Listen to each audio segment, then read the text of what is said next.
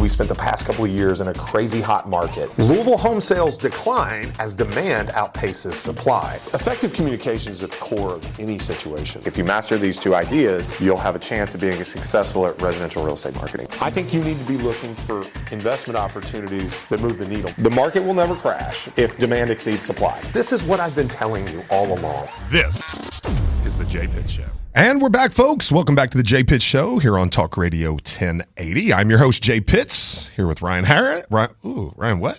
Ryan Harris. What's up, man? Hey, what's going on? First time I butchered your name. Sorry about that. That's it's simple all right. enough. I shouldn't butcher it, but, you know. As long as you say Ryan. You know, as a Ryan, the thing you hate hearing is talking to somebody on the phone, and they say, Brian? Oh. Everybody thinks it's Brian for some reason. I saw a funny video. A bunch of Ryans met up together. There's like 100 Ryans that got together, and they end the video, and we can all agree on one thing. It said a curse word I can't say on here, but Brian.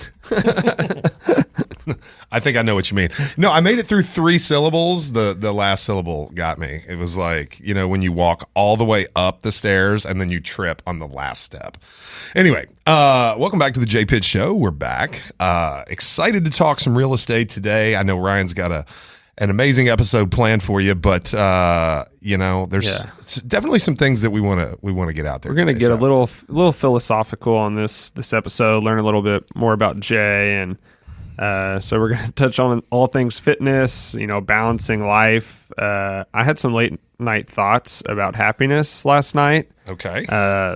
A little backstory. I was laying in bed. I just finished giving Rowan a bottle, put him down, and I'm laying there trying to go to sleep, and I start thinking about happiness. And you know those times you're like, okay, I'm not going to write it down. I'll definitely remember this in the morning, but you never do. No. Like when you say, I don't need to write this down. Luckily, I was like, all right, I'm going to write this down in my notes app when I'm thinking right now. Okay. So I did, and I'm glad I did because I woke up this morning and I knew I wrote something down, but I could not remember exactly what it was. Dude, I had an amazing idea on the way for like a video, like even like a series of videos this morning. It's going to hit me at some point, but I was driving and I was on my way home from the gym, and I was like, oh, this is going to be so great. I can't wait to talk to Hannah about this. And I right now have no recollection of what it was. It's crazy how that happens. It's funny though. There's so many misspelled words in this notes app thing, or like double words that I thought I had it typed out perfectly, but 2:30 in the morning, about to fall asleep. It looks like it was written at 2:30 in the morning. There's absolutely a comedian out there that did a bit about this, about how your handwritten notes on your bedside notepad like make zero sense when you wake up. Yeah, but none. Hopefully you got us back at least in the realm of understanding. I think it'll be a good conversation starter. But Cardinals 3-0. 3-0 without scoring any points in the second half. Haven't been the most impressive 3 games. I thought, okay, so I was working the concession stand. My wife, God bless her, she didn't realize what she was doing, and we try to volunteer a lot at the kids' school. We're very busy, but you know, it's one of our communities here locally, and you know, this day and age, it's tough for a lot of people to find volunteers. So we've done more than our fair share. She saw that nobody had signed up to work the soccer concession stand. And so she signed up. She wasn't feeling well. So I decided, I was going to go pitch in. Had to, obviously, because we committed to it. But it was right during the U of L game. Mm-hmm. And so, like, I'm literally AirPod in, iPhone sitting on a shelf. Would you say you want a hot dog? Yeah. Wait a minute. Wait. 3rd and 8. Wait a minute. You know, but no, I was listening to the game. I was serving customers. The first half, incredible. We looked like the top 25 team that some people think we are. Second half, not so much. Yeah. But, you know, I mean, we had a bad second quarter in the opener where we looked like, you know, we might win 4 games. The other 3 quarters looked serviceable. You know, the most unimpressive 56-0 win that you could possibly have in week 2, despite pitching a shutout and, you know, really a lot of penalties, a lot of unfortunate situations. You know, I just kind of chalk it up to it's basically a completely new team, a completely new coaching staff. We have a lot of talent. You know, I'm not sold on Jack Plummer, excuse me. Probably would definitely be sold on Jake Plummer. He's gotten better every game. He has gotten better every game. I love that you've got a guy out there that's been there and done that for this transition. So anyway, I'm still bullish. I'm still at my 8 plus. I think I went 9 technically, but Yeah. I talked myself into 9. I went 10. So I'm You still. know what that 56-0 game looked like?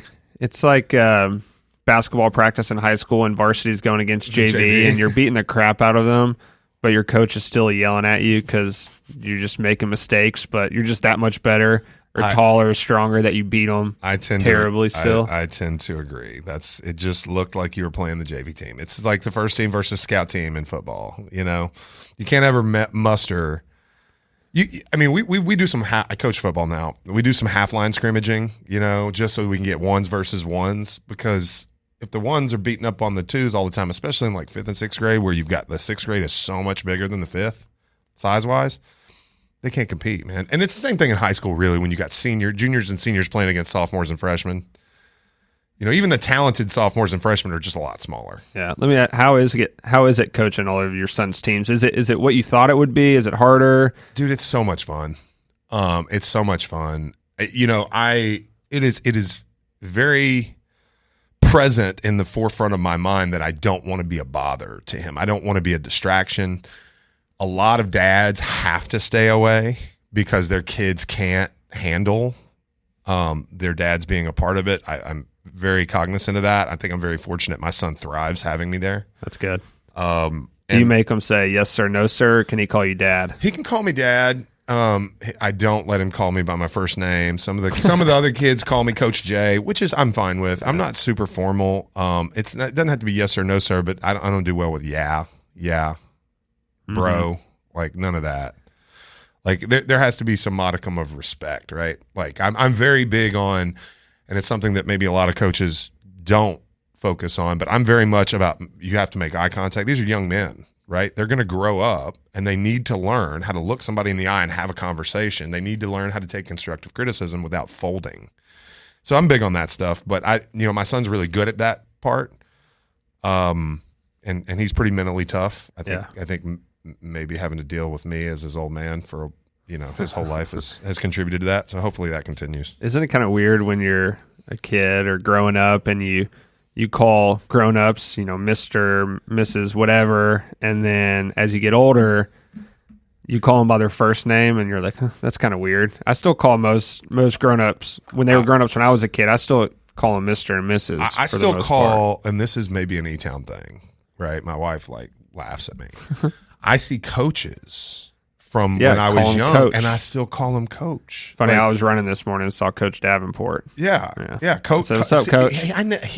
He never coached me. He's Coach Davenport to me. Doug Barnes. If I see Doug Barnes, he's Coach Barnes. Mm-hmm. Like Coach Hare, right? Like I didn't even play high school basketball. I stopped after my freshman year. I played football and baseball in high school. Those guys still coach. Doesn't matter. We're more peers now than we are, coach and student relationship, but I still call him Coach. Yeah. All right. Let's move on. We got a couple of minutes here. So I don't have a consumer real estate question, but you said you have something. Yeah, I've got a PSA. So this is for real estate agents, brokers, and consumers alike, right? This is an interesting, and I'm going to get there very quickly. Okay, it's an interesting concept that not a lot of consumers understand, and frankly, less real estate agents understand it than should. It's called the term is called procuring cause. Procuring cause. Procuring, one word. Procurement. To procure, that kind of thing, right? Just make sure you're hearing me. And that'll be a funny clip on socials if it's used. My pronunciation. Okay, procuring cause means who creates the sale. In the law, in the state of Kentucky, the agent that shows the client the property that they ultimately purchase procures the sale. I've had so many instances, right? We're moving into an adversarial market as the market softens. Everybody is white knuckle holding on to every sale they've got, right? And we're still in an inventory deficit, with higher than normal demand, despite rates being really high. So the markets and the negotiations have become more adversarial, and now you've got agents more willing to protect their territory. It's not like they're just going to go out and find immediately another sale if they let go of one. Clients tend to make decisions sometimes they think will benefit them that are against, the law where they see a house with one agent and make an offer with another. I've had more than my entire career in the last few months that we've had to deal with. And me as the principal broker, it's my job to protect our agents and their interests, you know, as well as their clients. But a lot of times these clients have made a decision where, okay, I've seen this house with you, but then I'm going to go directly to the listing agent and make an offer because I think that gives me leverage in negotiation. And that's just not the way it works, right? So do yourself a favor. And if you're an agent out there and you are aware, if you're a client, don't see a house with somebody you don't intend to work with, okay? Understand that you're going to have to contend with that agent if you ultimately decide to buy it and they were justly fired. Like, that's still something you got to contend with. And if you're an agent and you're aware that the client you're working with to submit an offer has seen a house with another broker or another agent, know that you got a problem, that you've got to negotiate out with the other side. Typically it gets handled via a referral fee. I think it's wise to handle these things up front. It's an epidemic right now. Really is pretty crazy. Yeah. So, all right, we'll talk about it a little more when we come back, but we got to go to a couple ad sponsors. We'll be back on the Jay Pitts Show, Talk Radio 1080, Real News, Real Talk. I'm your co-host, Ryan Harris. See you in a sec.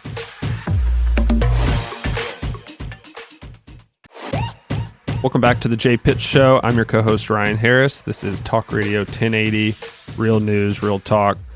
All right, Jay, so you're just talking about procurement. So to set it up or explain it, how I think consumers would best understand it. Somebody wants to buy a house. They have one agent show it to them, and then they use another agent to write that offer. That's what's causing a lot of problems right now. yeah, absolutely. And it's for a variety of reasons. You know, the concept that a buyer can go directly to the listing agent and save money or negotiate a percentage off of the commission because they don't bring their own realtor is just not factual. It's not found in facts. The listing agent makes an agreement with the listing broker for what commission is going to be paid in total for the sale. Then the listing broker offers a cooperating fee to a buyer's broker. That does not change, and the consumer has no ability to negotiate that. It's a contract between listing agent and seller, and listing agent offers a cooperating fee. So you can't bypass a buyer's agent and save money. The listing broker just gets the money that your agent would have gotten. I think that's another public service announcement. Get your own representation that you trust, so that your requirements, your needs, your best interests are served in the contract. But also understand that the state legislature has held that a real estate professional and their time and energy and effort is to be protected. They cannot be cast aside after they show you a real estate or after they show you a piece of real estate. They have earned the commission at the procurement of the sale, which is at the showing. Okay, if a transaction results, the first agent that showed that person the property, you can't just go see it with another agent so that, okay, well, I saw it with this one too, so now they get paid. It's the first agent that showed you the property procured the sale. Okay, now it can be found that agent has abandoned you as a client. Let's say they don't return your calls and you have documentation, but chances are that's the same kind of agent that's going to press the issue, and you're going to have to prove it. You're going to have to prove that they abandoned you, and it's a subjective thing. So it's best to just, and I tell my agents, if you're aware that your client has seen a house with another person, with another realtor, it's best to attempt to negotiate that up front. Like, hey, you showed my client a house. They're going to buy it. They're not going to buy it from you. They're going to buy it from me. I realize you have procuring cause. What if we split the commission and then my client gets good representation from the person they want? That agent usually doesn't want to stand in the way of a transaction because it's either something or nothing at that point. And that's a whole nother thing, right? We can negotiate that and we can be civil and we can take care of each other and, you know, be moral and ethical in our dealings. And if the client just doesn't want to work with me, I can't force them to. But they also can't use me and abuse my time. Yeah, that makes sense. Yeah. Well, cool. Glad we talked about that. You know, dude, I was wondering, as a real estate broker, how many documents do you sign a day? So we use a company called Dotloop for our signatures electronically, and I probably get anywhere from 20 to 120 documents sent to me to sign via email every day. I mean, my email inbox is it's Are a you just save. on there constantly looking through? I mean, it's in my email. So, like, what I require our agents to do, and you've done it before. You did. I think you had some yesterday that I signed. I get an email invitation, so it hits my inbox, and that's the to-do list when it comes to that. So I just link out from the email, sign, submit, back to the email, delete, sign, demit. That's all day, every day. I don't know if other agents do this, but I'm like, can you please sign this? Thanks. No, Every it is. time. It is nice that you put some nice words. I didn't know wouldn't how s- it comes into your email. I do see it. I yeah. do see that. It's nice that it's not like, hey, sign this dirtbag. Like it's nice that it's pleasant. Maybe I'll start putting daily jokes in there for you. It's better. It's better that it's pleasant language. But I wouldn't look down upon you if you didn't add a message. Or I could start putting the show notes in those, and you can start looking at the radio That'd be show the only notes. be the only way I'd read it beforehand. Yeah. No, but I will say the thing that does frustrate me to no end is agents will send me, but you have to get out of the file. You have to sign off. Or not sign out of the software entirely, but you have to get out of the file that you're asking me to sign. We can't be in there messing at the same time. So they'll send me something to sign, and then they'll keep working in the same document. And I go in to sign, and it says, you can't sign. So-and-so's still in it. That annoys me. Or they send me the document, and they don't add the signature spots. Oh yeah. So like I'm supposed to log in on my laptop, add my own signature spots, and sign. This sounds like first world problems, but it's like, Oh, hey, that would be annoying if you have to sign 50 things in a day. I don't do it. I send it back and say you didn't add it. Please add it, and then I'll sign. I mean, that's good. Good for you. Heavy lies the crown, right? Yeah. All right. So. Let's move on. Let's talk a little health and fitness. We both work out a decent amount. I think you're more on the lifting side than cardio right now, and I'm more cardio. But we've talked about this on the show some, and that's why I want to talk about it more. It seems like there's a culture shift happening right now in the health and fitness industry, doesn't it? I mean, I've seen a substantial shift over the last several years, and maybe more than one. I'm curious to know how you feel like it's shifting, because I'm not sure. There's several trends that I see. I'm not sure which you're referring to.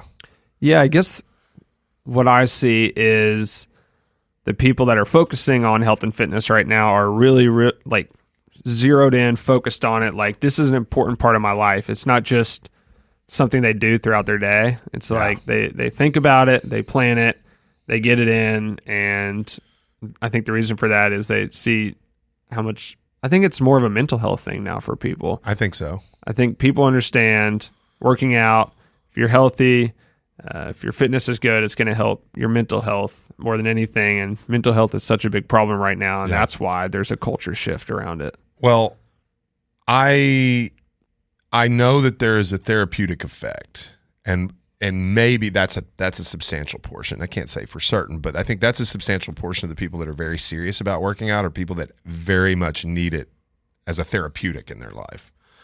But let's just face it, like, if you're healthy, you're more capable of withstanding whatever life throws at you. So that's absolutely a thing.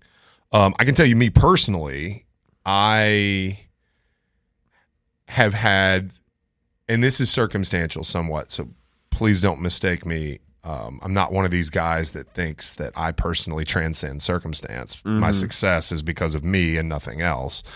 I have an ego, but it's not that big. I have had the best 3 years of my career, 23, 21, or 23, 22, 21, right? 20 was pretty good, but 19 was probably better.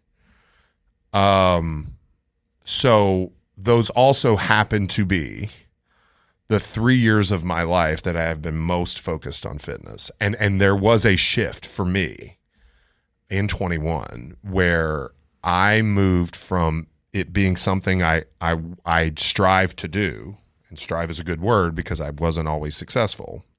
It was consistently falling short of my own expectations, to fitness becoming something that I was willing to sacrifice almost anything for. And once I made that shift and it became that high a priority, like, I would say that I think about making certain, like, I would get it in before I'd get in just kind of innocuous work. Like if I have a task at work, it gets done. But like the idea of I go to work and I sit there for 8 hours and I do whatever I'm supposed to do while I'm at work. Yeah. That has ceased to exist in my life. And now I am at the gym 5 days a week at 8 a.m. And if I miss, and I have missed more lately than I have probably in a year, there's good reason. Like I missed to go watch my son do the first reading at church, like for school. You know, like it's a choice. It's a choice of a higher priority. It's not a deprioritization of health and fitness. Yeah, completely agree. It's kind of how health and fitness and working out is. That's the priority it is in my life right now. Like it's one of my biggest goals to get it done every day. Now, with the new baby, I have to shift things around here and there, or maybe not work out as long, but it's just about getting there and going and being there. And I'll tell you another culture shift I think I've seen. 10 or so years ago, I would say people didn't think of entrepreneurs as people that were in shape or like really focused on their body necessarily. It was people that sacrificed that Correct. for their business. Yeah, or at least that's, I see that. I was 14 then, so, or whatever, 17, sorry, terrible math. But now I think people think of entrepreneurs as people that put an emphasis on their fitness. Well, take yourself for example, okay? Like you've got the best excuse that anyone could ever have right now to not make it a priority, right? You just had your first child. You're figuring out parenthood, sleep deprived, at least the most you probably ever have been. And you could not. Everyone would excuse you not making it a priority right now. Sure. But you haven't made that choice, right? There's been a number of times in my life. I run several businesses. I, have lots of priorities. I have lots of demands for my time. People would excuse me not taking care of myself. But, it was, for me, honestly, a big part of it was when my dad got sick. And I realized that he had a lot of the success that I always strive for. He was the model of success for me. But I always knew he didn't take care of himself, physically. And I wanted to make that shift, right? I wanted to make that shift for my kids. So it became a higher priority for me. Yeah. Anyway, that's about all the time we got for this segment, but we're going to talk about this a little more when we come back after the break. I don't think we're done there. Ryan's got a few more questions for me. We're going to get into a little more fitness and lifestyle stuff. So be back right after the break.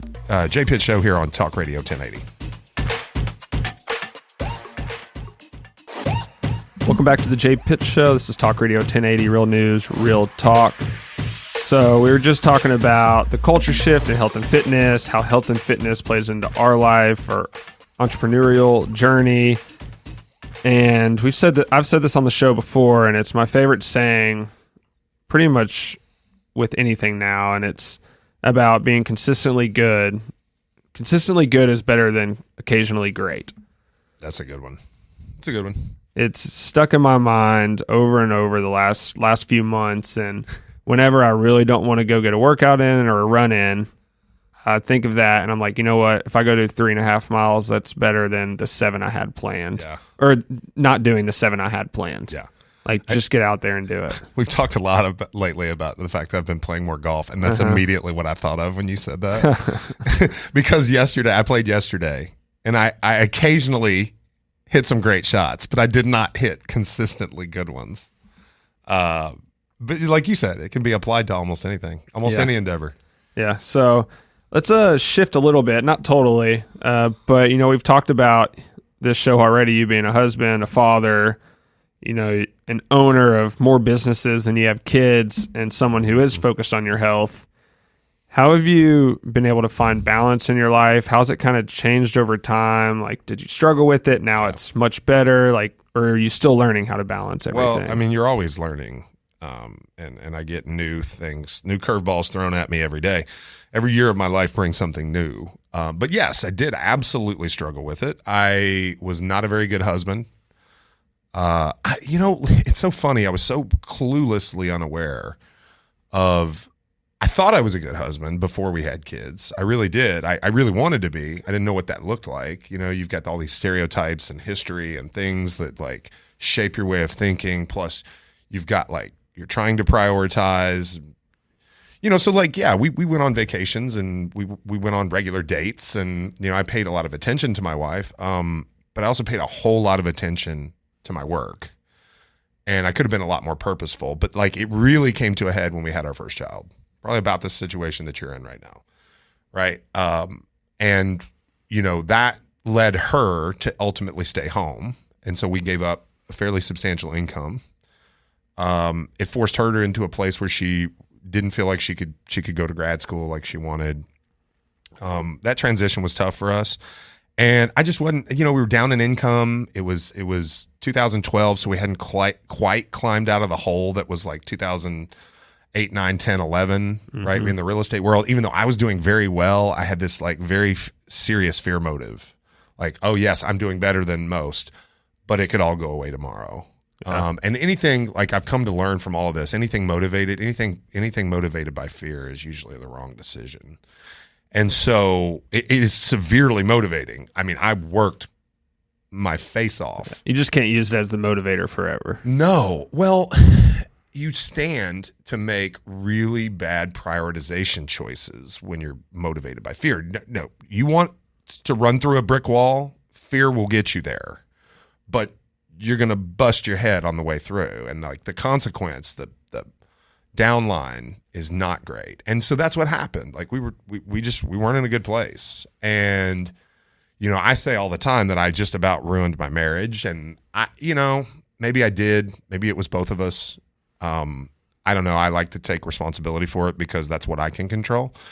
And I changed. And, I thank her for demanding the change that I needed to make, and it made me a better person. And so, since then, I've been a much better delegator. I've had much more courage in my decisions, even when I'm scared.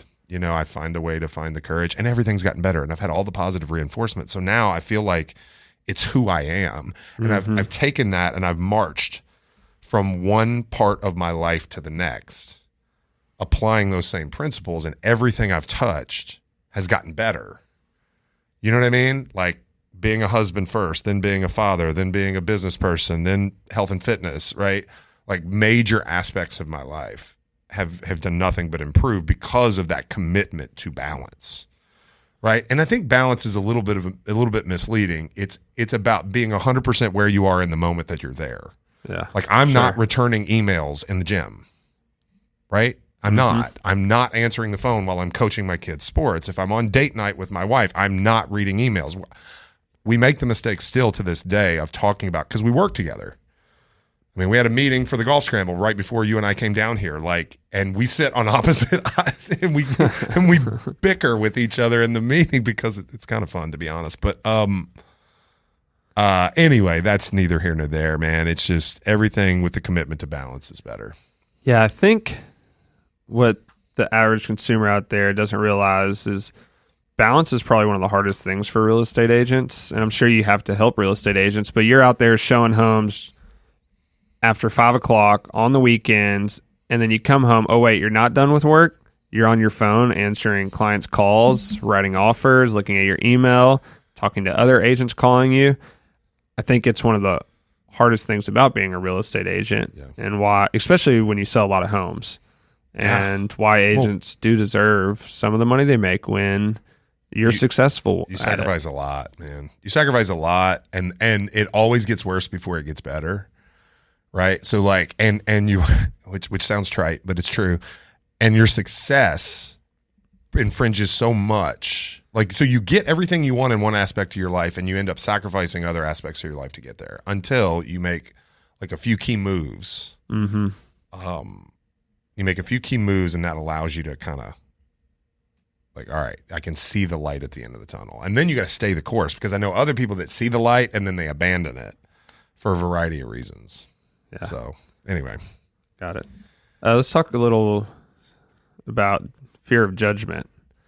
Have you ever been scared of, or have you ever been concerned about the fear of judgment from others? I'm sure I have. I don't like. I know you're past it now. Yeah.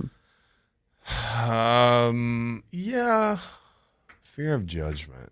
I don't know. Like, can you give me an example of what you're thinking here? Because, like, yeah, I mean, like anybody else. I mean, I'm I'm self-conscious like anyone would be. I don't think it's a real driving force in my life. Yeah, that's another good way to put it. Self-conscious. I think yeah. I think I was always put more pressure on myself than anybody else would. Mm-hmm. I was, we talked about my dad a little bit a minute ago. Like, he and I had a very interesting relationship because he was hard on me, but I was harder on myself. And, when he would try to judge how I was doing, what I was doing, how I was approaching something, I always took serious offense. Because I've already defeated more criticism from my own mind, right, than he could ever give me. So it was like, why are we doing this? Yeah. And so we would have, and you and I, we've talked about this similar, because I think you've had some similar examples, but we'd argue a lot. I mean, and honestly, it's like my wife thinks it's hilarious that my brother and I can scream at each other in 1 minute and like be completely fine 3 minutes later. But that's how Dad and I were. Yeah. When it was over, it was over. And we moved on. There was no grudges. Yep. So yeah, I think I probably feared his judgment more than anyone's, and maybe my wife also. She and I talk a lot that like his validation. We got married, and I traded his validation for hers. So I mean that's I think natural though. Yeah, I heard this really great thing about somebody who's really concerned about the fear of judgment. It helps to realize like you're just scenery in someone else's life. Like that's how you should look at it. Yeah. Like how you're sitting there and you think you're the main character in the story. Well, the person you think's judging you, which they might be, they're the main character. They're the main character in their own story, and you're really just scenery in theirs. You're a tree off in the distance. Like that's right. They might think about you for a sec and judge you, but then they forget about you. Yeah, the insignificance is really palpable there. Yeah, I get that. So, it's a much simpler put, but it's like, but did you die? Yeah. like if people want to give me like the A to Z explanation, and I'm so sorry, and I didn't do this, and and I'm like, well, did you die? Is it over? Like, like this situation, did it have that much impact on you? Yeah.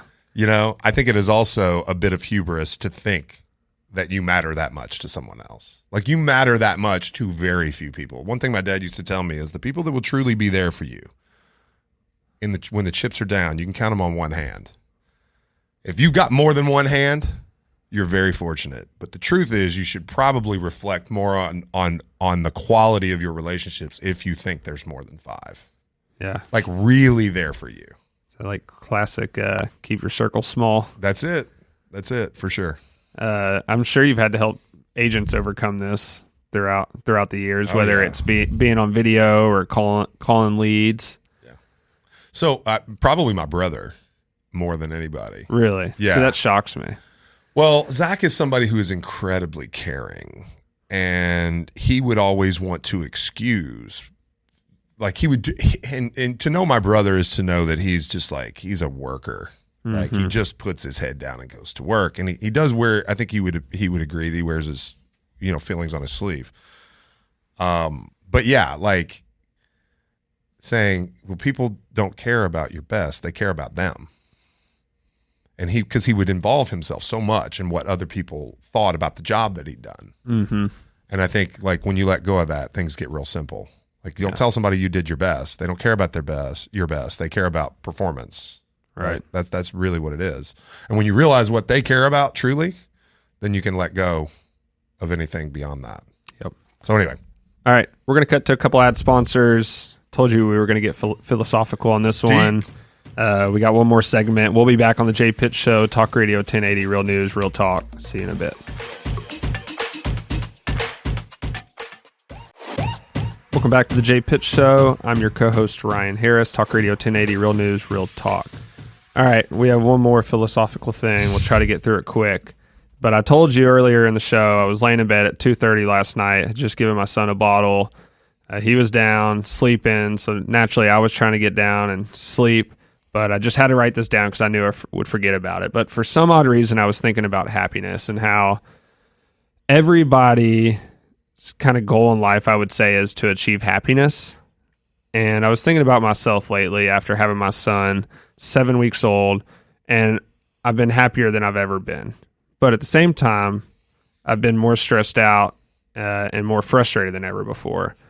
And I think it's just important for people to remember, like, achieving happiness, if that's your ultimate goal in life, you can have that, but it doesn't mean you're not going to have those frustrations or tiredness there.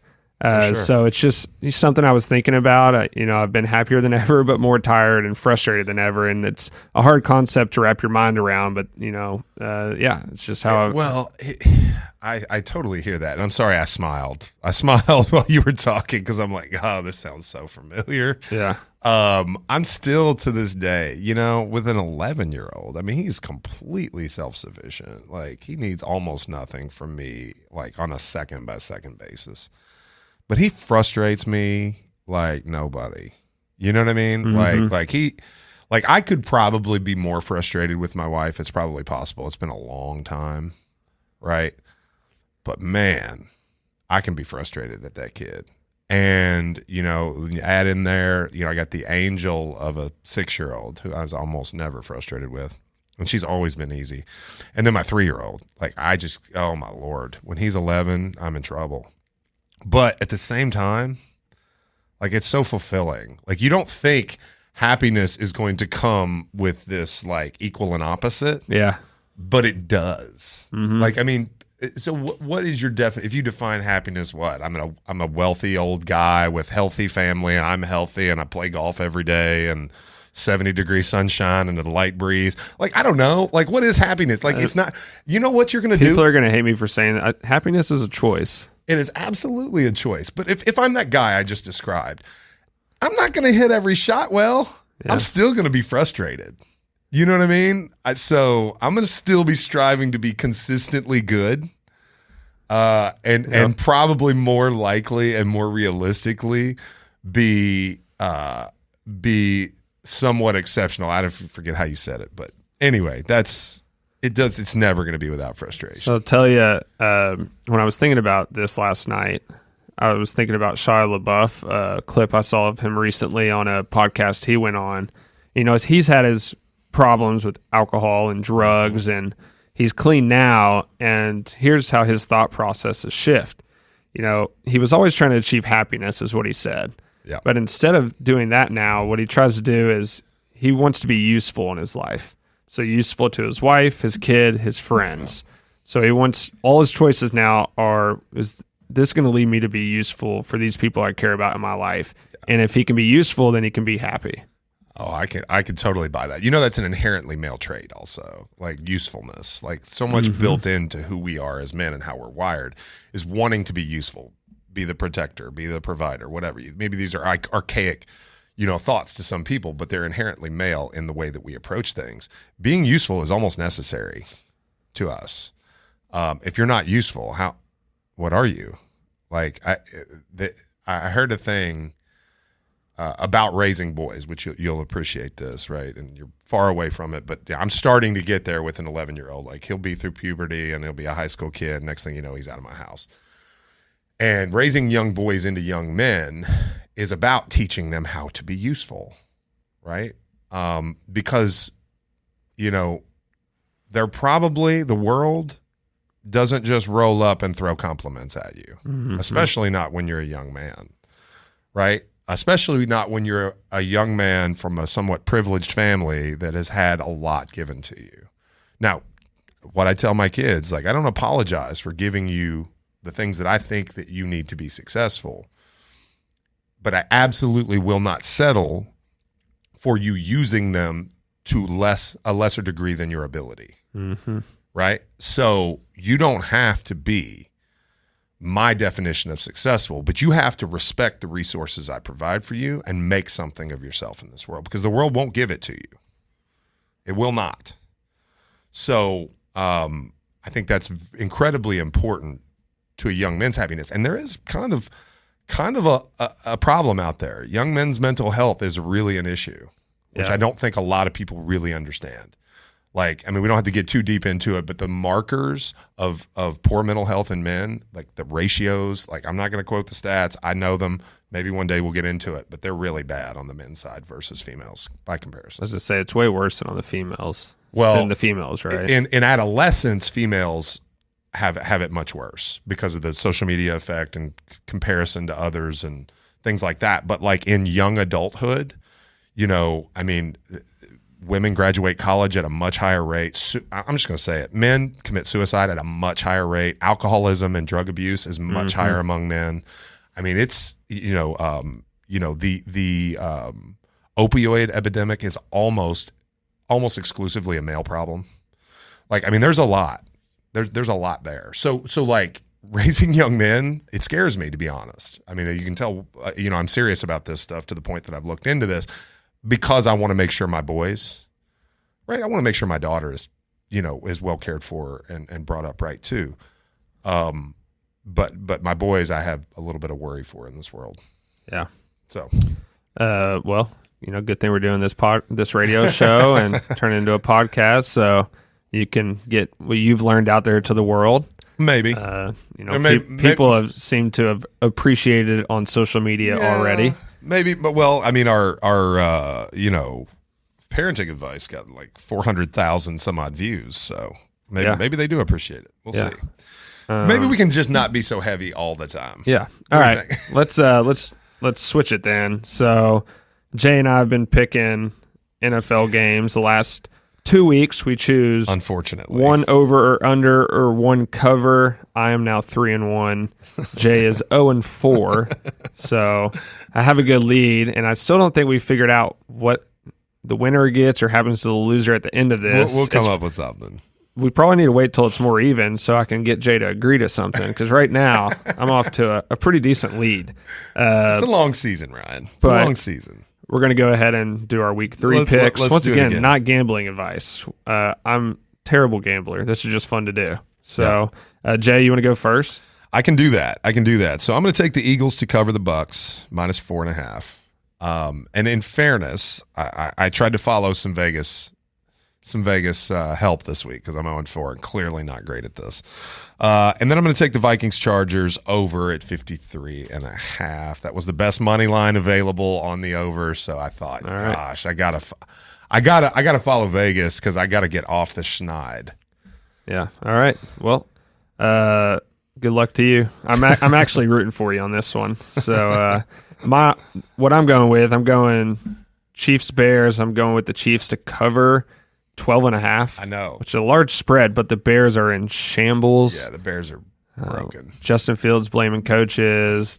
One of their coaches getting arrested recently, or I guess his house was raided. There hasn't been much come out about. I don't know, why. man. Kelsey Dayton Tay might give you an issue. We don't need the Taylor Swift crowd to.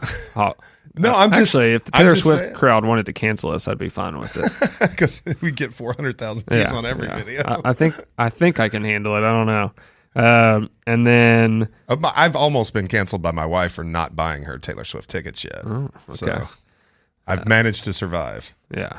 Giant. And then my other pick, I'm going Giants 49ers game tonight under 43.5. I like picking the Thursday game always because then I have something to root for tonight or watch. And I picked vanity picks, man. I tried to pick the Bengals a couple times. I watched Hard Knocks and tried to take the Jets, and then Aaron Rodgers goes down the first week. So brutal. Took a couple of bad beats, but you know what? It is what it is. So that's our picks. I'm 3-1. Jay's 0-4. We got about a minute and a half left. So I want to ask you this, Jay. Would you rather? So let's just say you weren't an agent. Let's say you are an agent, but this could happen. Would you rather have Monday or Friday off for the rest of your life? You don't have to do any work at all. Nobody contacts you. You can do whatever you want. It's tough because I got to get out of my mind. I can pretty much do what I want no matter what. But, and that does involve working on both Mondays and Fridays. I book in my weeks, as you know, with meetings because I like that our agents actually get up and start the week on Monday morning, and I like that they show up on Fridays because real estate office traffic is notoriously bad on Fridays. I think I'd take Friday. That said, I don't get the Sunday scaries, and I love, it's one of my favorite things is when people come and become a realtor and work for our company and have success, and they tell me they don't have those anymore because they're not living for their weekends. But I take Friday because by the end of the weekend, I'm ready. Let's get it. Like I'm ready to get back in the gym Monday morning, drop the kids off, go get some work done. That's what I'm ready. So I'll take Fridays. Yeah, I would take Friday for sure. In college, did you ever have days off completely, like a Monday or Friday? Yeah, I tried to take the 1.5 hour 2-day-a-week courses versus the 3 50-minute. So your Tuesday and Thursdays would just be loaded. I would load Tuesday, Thursdays, and there were some Monday, Wednesdays back then that you could do that too. And I just, with baseball, it was nice. I look, if I didn't want to go to class, I didn't go to class, which it wasn't a lot. But with baseball, we travel in the spring. Like, I mean, we're leaving early on Friday anyway, so I'd rather not miss class because I was on a road trip. Yeah. Because who knows what you're missing? I mean, if I'm going to miss class, I'm going to choose for a good reason to miss class. But I was not truant. I was pretty.